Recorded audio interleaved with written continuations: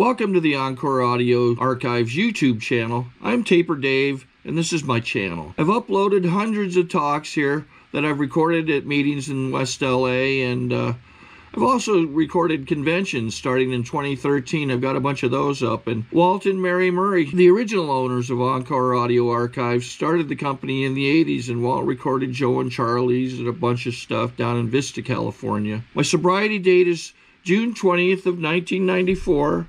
I hope you find something you like, so please like and subscribe to my channel and comment down below. If you want to hear something that I don't have or that you don't see, I'll see that I get it. Anyways, take care and have a great day if you want to. Now let's give a warm welcome to our main speaker, Liz.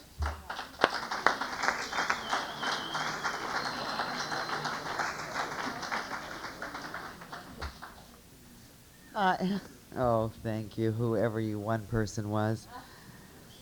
In the old days, I used to get lots of whistles, but oh well. My name is Liz. Oh, I love that. I love attention of all shapes, sizes, and forms. My name is Liz. I'm an alcoholic addict. I'm sober through the grace of God, the principles of Alcoholics Anonymous, and the love and prayers and friends in rooms like this everywhere. I'm really very grateful to be sober. I'm very happy to be here tonight. I mean, I want to take just a minute. I just want to look around because I'm very self-obsessed, and it's hard for me to see people, and I want to just see you for a minute. Ben and Art, and there's so many people here that, you know, Art said something very important, but when he talked about time isn't important, but it is in this respect. See, I've known Art for a long time, and I know that he's been through a lot of the no matter whats. I think if you're a couple of weeks sober, there's not a lot of chance that you will have gone through divorce and death and losing a job, or fearing you'll lose an eye, or in the first week. Maybe, you know, so I know at the break somebody will come up to me and say, I did. That was my first week in sobriety. But it is the sober experiences. When Gil talked about dealing with feelings, he is having trouble hearing, because I keep telling him, no, Gil, it's not dealing with feelings, it's feeling feelings. We don't have to deal anymore, you know, we really don't. We get to feel our feelings. I am very opinionated about the disease of alcoholism, and I keep repeating this at every podium for me.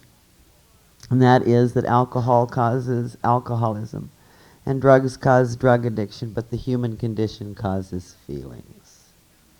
And 1 out of 10 human beings try to treat their feelings with alcohol and or drugs. And because I, and you, I presume, because you're here, are metabolically different than our fellows, we become alcoholics and addicts. Now the problem for me was that I used over every feeling I had for years. And once I got sober, now my problem was I was going to have to feel my feelings without using anything.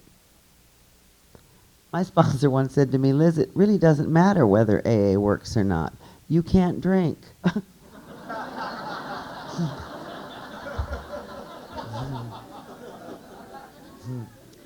You know, and that's the truth. I mean, if you can get that, you've really gotten something important.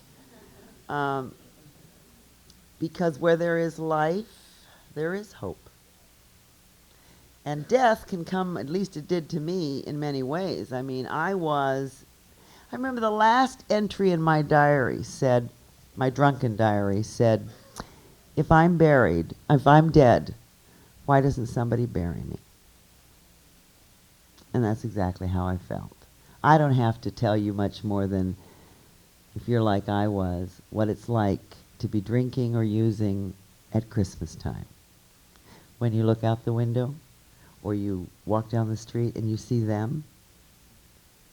And it doesn't matter where you're having Christmas. You could be having it in Bel Air, you could be having it in Malibu on the beach, you could be having it in Skid Row. The feeling I had, I think, is universal for us. It's for them. But I'll never be one of them. I hit 15 hospitals before I was 26 years old, and I OD'd every single time. It wasn't in those days the treatment centers. You didn't go in and say, can I look around a little and see if I like this place? I went in a coma, and I woke up strapped down to leather straps 15 different times before I was 26 years old. And I was in that coma 24 hours, 10 times, and 72 hours, 5 times. And it wasn't fun. It was not fun. But that's the length I would go not to feel my feelings. See, I thought when I drank that I would take away those ugly feelings. You know, I'm like our birthday recipient who said he only liked the good feelings. I loved those too. I don't like death. Especially don't like rejection, you know what I mean? I mean, that's the big one. I don't like my feelings hurt. I don't like loneliness. I don't like fear. I don't like anxiety.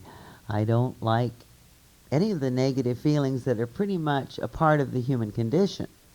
And when I got to AA, had they said to me, give us your pills, your pot, and your alcohol, we have nothing for your feelings, I'd have said, see ya. I'm not afraid to die. I'm afraid to live with these feelings. The joy I've had here, I'll probably ramble. I don't have too much longer to ramble, but the joy I've had here has been extraordinary. I want to share a little bit with you about my relationship with Gil. Because Gil, for me, represents part of what I would have missed. The laughter I would have missed. There's a great line in the prophet Gibran where he says, laughter is tears turned inside out. And my God, have I experienced that in Alcoholics Anonymous. I remember the first time I really, really laughed hearty.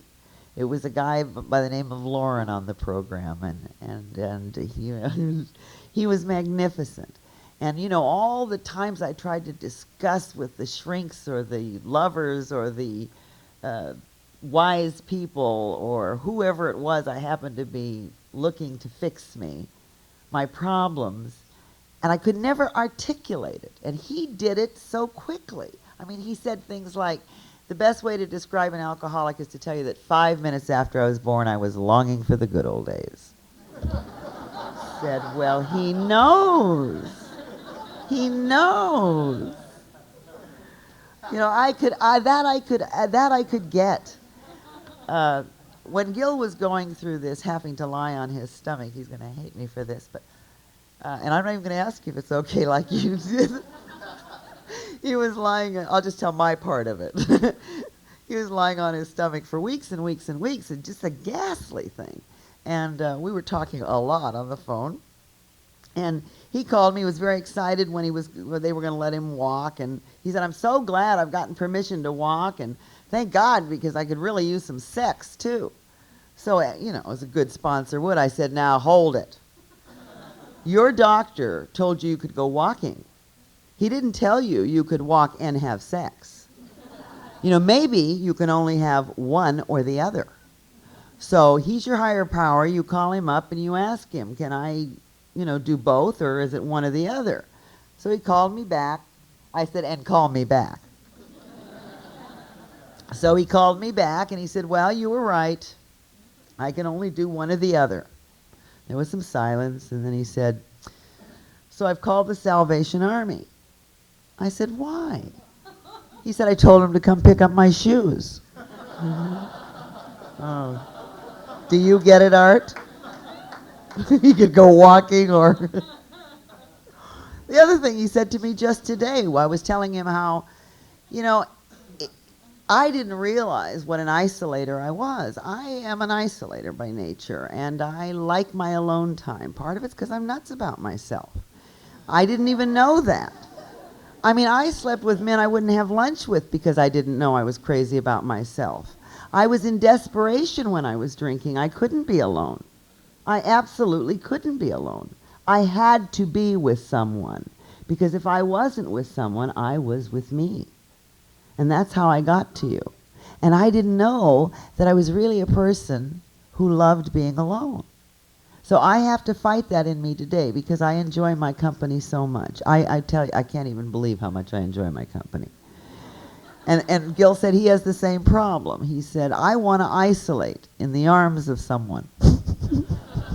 Now, I don't know about you, but that fits for me. When you can find that human being that you can isolate with in their arms, I think you found your soulmate. I don't know, but it just seems right to me, Gil. But Gil's my gift. I mean, Gil and I, we don't have sex. I didn't know that this kind of love existed before I came to Alcoholics Anonymous. I didn't know that I didn't have to be something, do something, perform for you in some way, because I had bought the lie that I think absolutely every alcoholic buys. Well, never mind alcoholic, every human being buys. You can tell every human being does because we have war.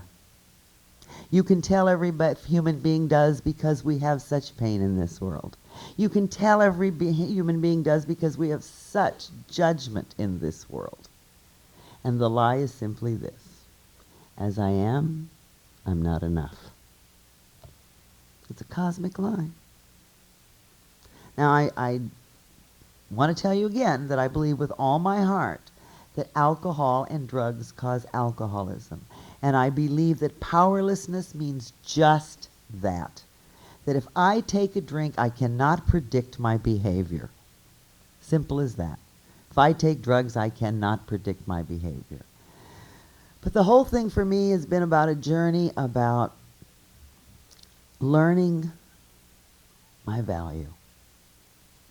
I hear war stories every day, including my own. I mean, I was yanked out of bed at age 12 or before age 12 for years by a man who was very sick, and he would just beat the hell out of me.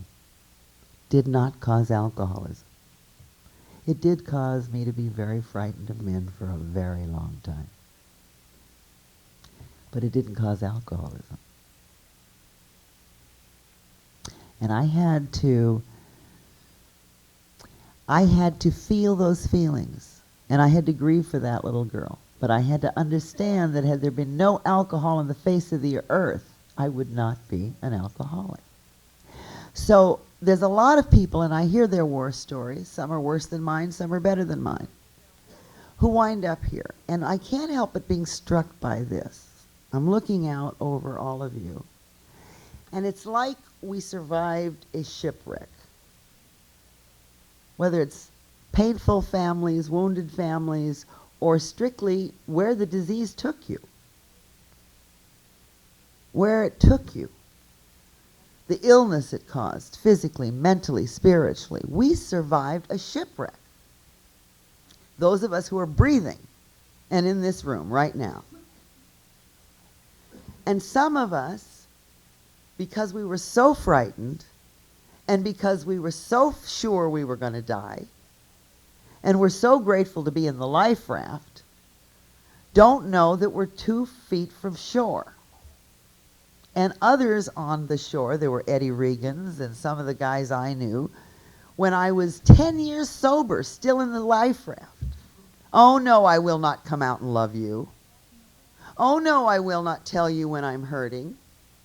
Oh no, I'm a circuit speaker. I can't let my image down. I have to be a certain way for you to love me because, you see, as I am, I'm not enough. I'm not coming out of this life raft. I want to breathe. I knew everything about survival when I got here. You couldn't teach me anything about survival. It was living I knew nothing about. And people like Eddie Regan were saying to me, and I didn't know it, Liz, please, honey, get out of the life raft because it's on shore that we go dancing. It's on shore we make love. It's on shore that we laugh. It's on shore that we work. It's on shore that we hurt each other's feelings and say, you hurt my feelings. It's on shore that we bury our mothers, our fathers, our sisters, our brothers, and each other. And we cry on shore. And we don't get more than they do out there. There is no such thing as 20 years or 40 years of sobriety, and bingo, you've blasted past the human condition. See, because that's all I ever wanted to do, was blast past the human condition.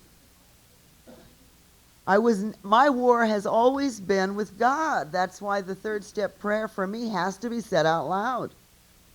God, I offer myself to thee. Don't trust you today, but I offer it anyway. You know, I know what it's like. I know that when I loved my mother, when I stayed sober, and when I let myself love her, when I took the label mommy off of her and the idea of blame off of her. See, it's very hard to give up blaming your family. It would be a little like, again, the shipwreck. If you give up, it'd be like an auto accident. You survive the auto accident. It's a horrible accident, head-on collision. And the lawyer says to you, listen, fake a limp. Whatever you do, don't skip or walk, or we're not going to win this case. If you forgive everyone for everything, you haven't got a case anymore. The good news is, though, the true payoff is in losing the case. Period. And showing up on shore for all those things that I never wanted to do. And that's really all there is in these rooms. That's why I keep coming back for these rooms. That's why I have to see the arts, and I have to have Gil call me. Gil helps me every day.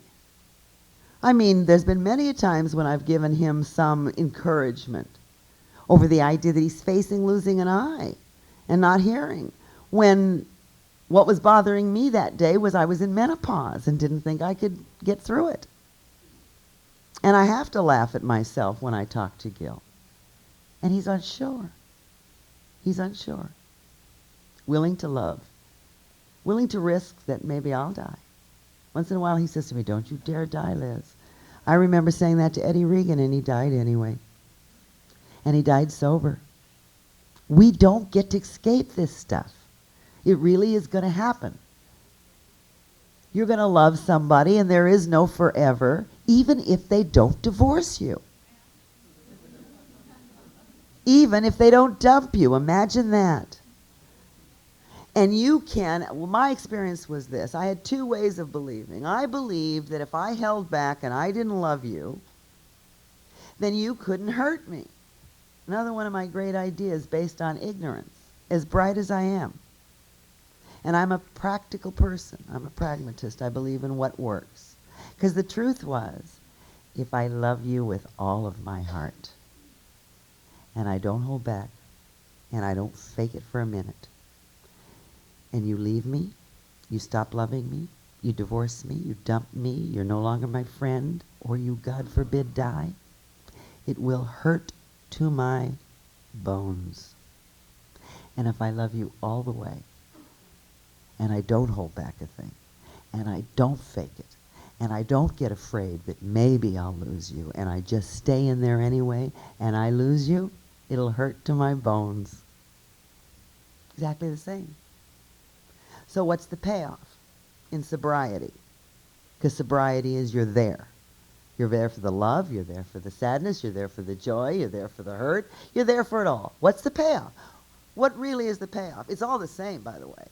You know, those tricks I had never worked. Drinking never worked. Drinking never worked. I drank to kill the pain. It didn't work. It delayed my pain. Pain will never kill me. Resisting it will and almost did. So what's the payoff? The payoff is simple as this. My mother had 25,000 days in a lifetime. She died at 66. If I say you got $25,000, it's got to last a lifetime. Where are you going to spend it? Don't you want value for the money you spend? Don't you want value for the days you spend? And the value is in being you because you are enough. I am enough. I am absolutely enough. You know, when I was drinking and using, some terrible things happened to me. In AA and out of AA, I was one of those people who relapsed because I was an arrogant old-timer who became a humble newcomer. And it's been 12 years since then. And every time you look at me, see 9 others that are dead. And I don't know why. I don't know why. Not because I was smarter, not because I was more sincere. I don't know why. But I never want to forget that I made a list of 10 people who had gone out after long-term sobriety when I went out. When I came back, I should say. And 9 of them are dead. And I don't know why I'm still here. But I will tell you a story that we have. How many clocks around here? I've only got 5 more minutes. I'm going to try and tell you this one story. When I was out using and drinking, it seemed to me that there had to be more. And then when I got sober, I heard people say, you know, we're people who are looking for more and there isn't more. And that song was so popular for a while in AA, Is That All There Is? It was quoted from every podium. That feeling of, is that all there is? Is that all there is?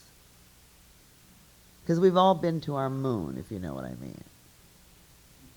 And then, is that all there is? If only he loved me, then he loves you. Or if only I got that job, then you get that job. And if only I was sober 25 years or 14 years. And so there was always that sense in me, well, there is more. There is. You always wanted more? There is more. We're one of the few people in the world who get the opportunity to get the more. We do get more. We get more than just being married. We get more than just loving. We get more than just being successful. We get more than just being pretty or handsome. We get more. We have the opportunity to get more. And I'll tell you how that goes. Every awful thing I ever did, every shameful thing I ever did while I was lost out there and disconnected from my higher power, I never in a million years believed that I would be someday grateful I did it. And there was a woman in AA who used to drive me crazy. She'd say, Liz, someday you'll be grateful for everything you've ever done. And I'd say, that day will never come. My shame was great. And I did a lot of things I should have felt bad about. And that's the other thing that is magnificent about this program. And I was about 8 years sober, and I went to Europe. Maybe longer. Maybe I was sober longer, and I went to Europe. And I had, by then, I was going to 7 meetings a week, and enough already. And I said to my companion, I am not going to an AA meeting in Europe. No way. I'm going as a normal person. It was on my passport. Normal person. And he was a normie who never drank or used, but he did love the meetings. He loved AA. And so we began our travels. And after about, I don't know, not quite 30 days or whatever it was, I hadn't been to a meeting, and he said, look, Liz, I really think you need a meeting. And not because I was going to drink, but he didn't like my attitudes a whole lot. So I said, oh, I guess you're right. By then we were in Paris, and he said, I'll try and find us a meeting. And he made a few calls. And for some reason, I thought AA in Paris was going to be like I imagined it would first be when I got here, you know, with a light bulb and guys in raincoats and women with winosaurs. And so when he found one, I didn't bother to dress up. I mean, it was a rainy night like this, and I had long hair, and I had it in a braid, and I had no makeup on, and I had a red sweatshirt on and jeans, and we jumped in this taxi, and off we went to where we thought was the AA meeting. When we pulled up, it was this gorgeous hotel called the Hotel Sofitel in Paris. We got out, and he used to make fun of me because it didn't matter where we'd go. We'd go to the drugstore and someone would say, Liz, hiya, Liz. Yeah, I know AA. We'd go to the doctor's office. Hiya, Liz. Yeah, I know AA. You know, everywhere we went. So we walk in this hotel and this guy went, Liz. And I went, Richard, what are you doing here? And it was a guy who had lived here and then moved to Paris. Donna's shaking her head. If some of them remember. And he had moved to Paris. I said, what are you doing here? He said, what are you doing here? I said, I'm looking for the meeting. He said, meeting? This is the first European convention. We got him here from everywhere. We got him here from Ireland, and we got him here from Spain, and this is a convention. And just a minute, Liz, there's someone who's got to meet you, and he brings this girl over. Never met her before in my life. Never been to Europe in my life. She'd never been to the United States in her life. And he said, Monique, this is Liz. And she started to cry and sob and put her arms around me. He said, let me explain it to you, Liz. She was in a Paris hospital. And she was in intensive care. She used to use the same combination of things that I used. And she had been through the same things, too. And a priest took a tape of mine made in Simi Valley to this hospital. And on it, she heard what I got to hear when I heard Lauren, my story. And every painful thing that I had ever done was pole vaulted into a dimension. It is a privilege to be a part of saving another life, and it is a privilege not granted to everyone. In the Jewish tradition, they say that to be, well, I'm going to say to be a part because I don't like the idea of saving a life, but to save a life, it is as if you have saved the universe. We get more. We're lucky, we get more. I have been able to turn every negative thing in my life, everything that I ever thought everything, absolutely everything, and use it to be a part of saving a life. Because you know what? Clothes weren't enough for me. Houses weren't enough for me. All the love in the world wasn't enough for me. But the miracle of connecting with another human being, and the miracle of AA, which says that the reason Gil can call me when he's hurting and I have anything to share is because my disease is not out to kill Gil. I know he's worth everything. I know he should get out of the lifeboat and start dancing because he deserves it. He deserves, and what you said, Art, you don't have to wait 27 years. You can get out of the lifeboat tonight, folks, because you are alive.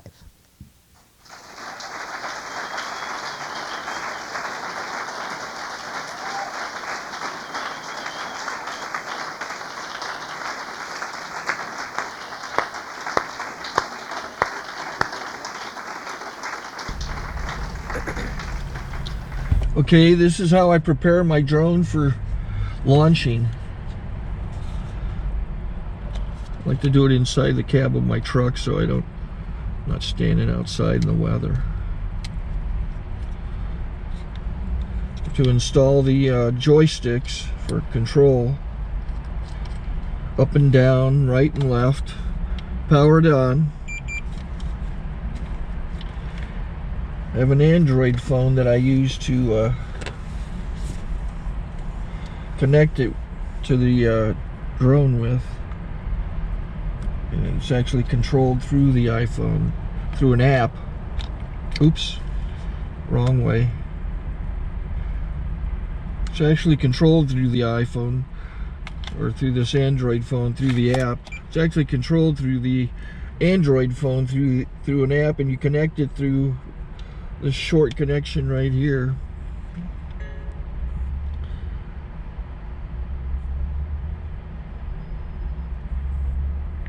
Remote control connected. Remote control's connected. So I pull out the drone. I have to extend the legs long legs extended first, then the short legs. Remove the gimbal protector. Set that aside, then power it on one short burst and one long burst. I lay it down. So I have to go to calibrate. So the drone's not connected yet. It shows you here as this drone gets disconnected, even though the remote's powered on. So the drone has to establish it's connected. So I go into the app to calibration mode.